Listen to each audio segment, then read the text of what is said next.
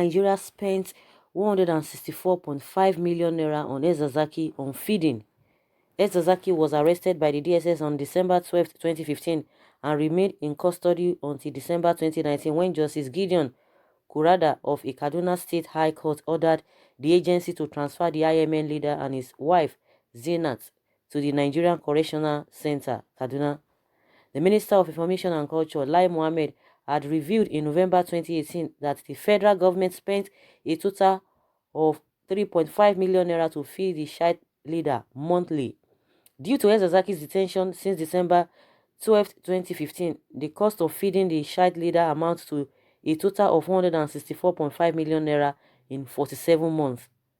In a separate report, Kaduna State Governor Nasir El-Rufai clarified that the sum was not only for feeding the Shiite leader but on security as well. The 3.5 million naira monthly feeding on Elzakzacky is not only about his food but other expenses on security men attached to him. The security men are permanently stationed with him. They surround where he is kept, he said.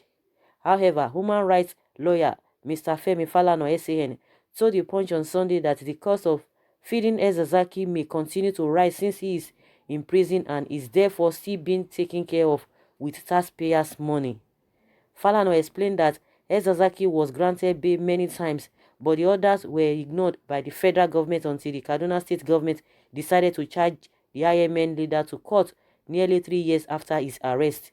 The activist said Elzakzacky is now in prison, but he is still being taken care of by the federal government with taxpayers' money. The Islamic cleric was arrested after soldiers clamped down on his supporters, killing at least 347 of them.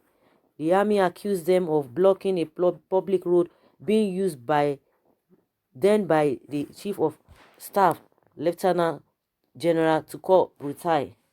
He was detained without trial for several months, causing his lawyer Falana to file a suit before a federal high court in Abuja. In December 2016, Justice Gabriel Kolawole ordered that Elzakzacky and his wife Zainat be released from detention into an accommodation that must be provided for them within 45 days. The federal government, however, ignored the judgment. He remained in custody for another 17 months until he was arraigned by the Kaduna State government in April 2018. Since his arrest, Elzakzacky's followers have been protesting his detention in several parts of the country, some which have led to bloodshed.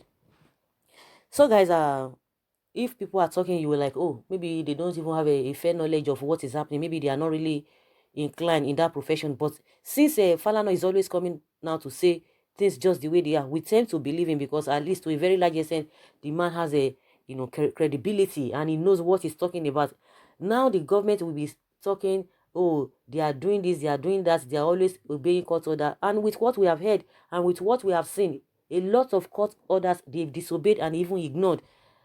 Then they still want Nigerians to be law-abiding. When you are violating the laws here and there, we know what we just passed through, with a show, it was really back and forth. So you can imagine when they are doing some things that are abnormal, when they behave in an uncultured way, disobeying court order, and yet they want the masses, they want a certain lifestyle for the masses, to just be obeying, to be doing things. If youths are misbehaving, they're coming out and they say, oh, the youth, they are not reliable, they cannot be, they cannot entrust a lot of things, with them. But see what those people are doing at that high level. So we don't even need to start beating or start talking what we have said before, but see what they have spent on Elzakzacky, 164.5 million naira on him, on just feeding. But the government of Kaduna saying, oh, not only that, another thing is that the security men that were attached to him, the security men, did they just employ them for that purpose, or they've been in service? Because that's another thing. If they have been in service, I'm sure, ordinarily or ideally, it's supposed to be you are just being posted here, but your salary is supposed to be going. So telling us that they are paying them, are they not in the government scheme of their salary, or the official salary that the government is paying them? So why paying them separately? Does it mean they are getting double salary? Is that what they are telling us? Or they just recruited those security men for the purpose of, watching and, being in that environment where Elzakzacky has been? Is that what they are telling us? They are special police people, because I don't really understand what they mean by that. So guys, I would like to hear from you, concerning the feeding amount they have spent, and also the way and manner at which they've been treating this man and treated the case since 2015. If you know that you cannot even, if you know that you have a case against him, why is delay for that 3 years? How many hours is he supposed to spend before you be charged to court? 3 years, over 3 years, before they started doing all these their shenanigans. It's very, very unfortunate. So guys, leave your comments and let's hear from you. Bye.